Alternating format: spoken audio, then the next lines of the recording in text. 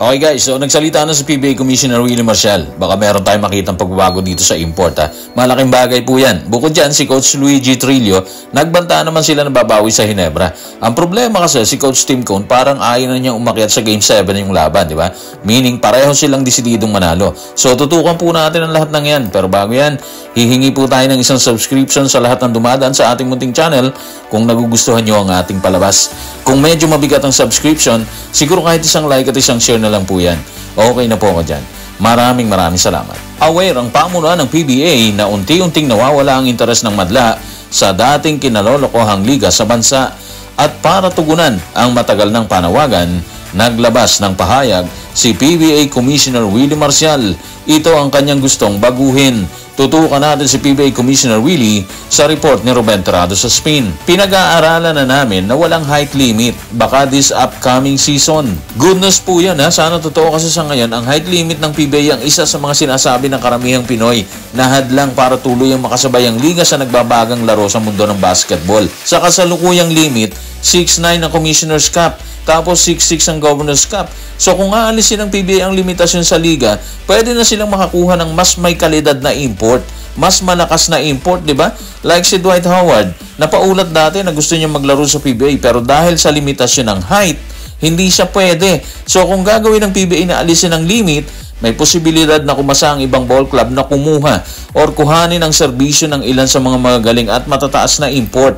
Mag-benefit din dito guys yung mga mahihinang ball club. Yung hindi makarating sa quarterfinals, di ba? Kung may magaling at mataas silang import, hahatakin niya yung team. At ang resulta, magiging competitive lahat ng kupunan. May balance na, di ba? Hindi katulad ngayon. RSA at MVP teams ang malimit makarating sa finals kasi halos walang superstar ang ibang kupunan eh. Habang tila desidido si PBA Commissioner Willie Marcial na alisin ang height limit sa mga import, hindi naman may kakailang masakit ang pagkatalo ng Meralco sa Ginebra sa Game 5. Bunga niyan, nagbanta si Coach Luigi Trillo at base sa report, ito ang binitiwan niyang pahayag. Tutukan natin si Coach Luigi sa report ni Olmen Leyva ng Philstar. Naniniwala kami sa players namin. Babalik kami.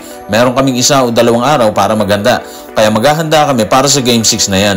Malinaw naman eh. Alam namin sa simula na hindi ito magiging madali. Magkakaroon ng ilang bagay na masakit sa series. Masakit pero hindi pa tapos. Kaya focus lang kami sa susunod na bakbakan. At magre-regroup ulit kami. Sisilipin namin ni Coach Nenad Vucinic ang video at titingnan kung ano pa yung kaya naming i-improve. Actually, totoo naman yun eh. Hindi pa tapos yung series. Lahat pwede pang magbago, di ba? Pwede pang habulin ng Meralco ang Ginebra na tumoda sa kanila sa dulo ng bakbakan. Nung third quarter, lamang pa sila ng 15 points dito sa Game 5, ha? Pero dahil sa pagtutulong-tulong ng Ginebra, partikular si Christian Stanhardinger, si Japet Aguilar, si Mava Hanmisi na kumumada ng malalaking puntos, naubos ang power ng Meralco. Nag-brown out. Hindi nila kinaya sa Game 5, di ba? So yung Game 6, medyo critical na sa kanila yon. Kasi determinado tong Ginebra na makasan yung series eh. Nasa manibela na kasi sila ngayon.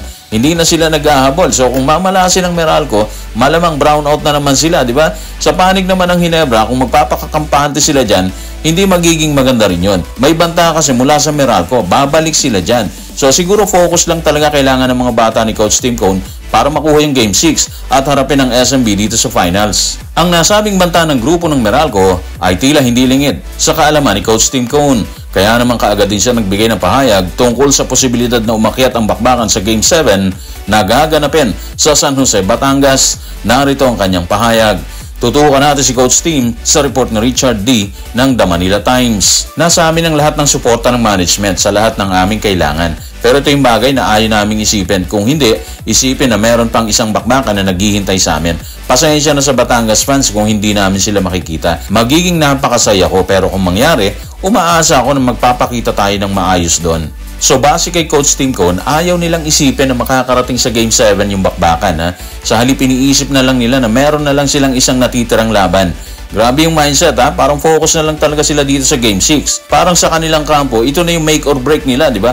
Pero inamin naman yan na kung sakaling makarating sila sa Game 7, handa naman sila doon. So ito na yun, yung Meralco nagbabanta sila na babawi, di ba? While ang Ginebra parang gusto nilang tapusin sa ika-6 na laban. So ano ang aasahan ng fans? Siyempre mainit ang bakbakan sa Game 6, yan ang makikita natin. Handa tayo guys ng popcorn ha, kasi pareho sila desididong tumawid sa finals para kalabanin ng SMB ni Coach George Gallant. So guys, maraming salamat.